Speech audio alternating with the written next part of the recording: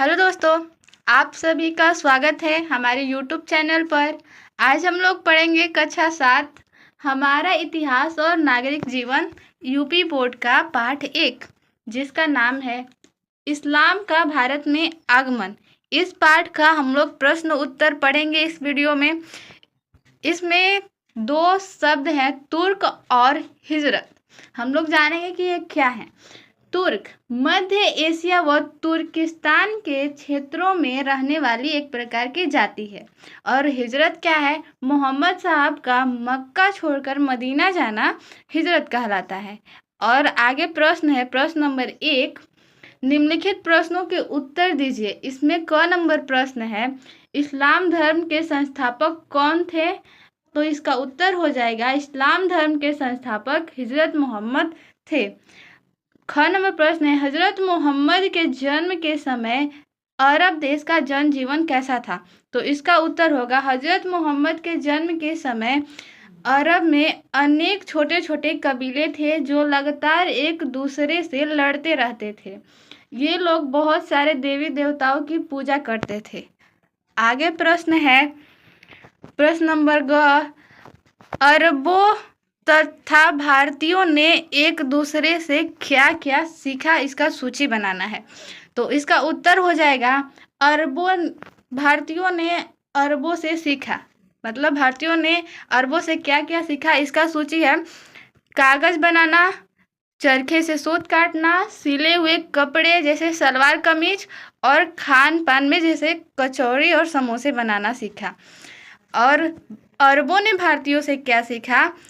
तो हिंदी संख्या से अरबी संख्या बनाना, संख्या की गणना करना, ज्योतिष गणित और शतरंज का खेल, भारतीय संगीत, चिकित्सा शास्त्र यानी आयुर्वेद का ज्ञान सीखा। अब आगे है प्रश्न नंबर घ, महमूद गजनवी का भारत पर आक्रमण का क्या उद्देश्य था? तो इसका उत्तर होगा, महमूद गजनवी एक महत्वाकांक्षी शासक था। वह गजनी को समृद्ध एवं शक्तिशाली साम्राज्य बनाना चाहता था। उसने धन एकत्र करने के लिए भारत पर 17 बार आक्रमण किया और सारा धन लूटकर गजनी ले गया।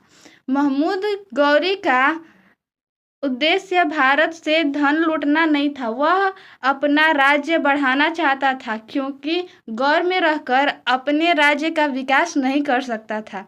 प्रश्न नंबर अंगा है, तुर्क आक्रमण के समय भारत की राजनीतिक दशा कैसी थी? मतलब जब तुर्क आक्रमण किए थे भारत पर, उस समय राजनीतिक दशा भारत की कैसी थी? तो इसका उत्तर होगा, गजनवी एवं गौरी के आक्रमण के समय भारत में कोई शक्तिशाली शासक नहीं था। कई छोटे बड़े राजा और सामंत राज्य करते थे। उत्तर भारत में चौहान, तोमर, गढ़वाल, चंदेल और चालुक्य जैसे वंशों के राजा राज्य करते थे।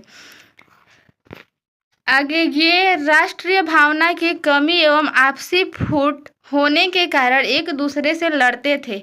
इनमें व्यक्तिगत महत्वाकांक्षा और संकीर्ण राजनीतिक दृष्टिकोण नहीं था। मतलब संयुक्त राजनीतिक दृष्टिकोण नहीं था।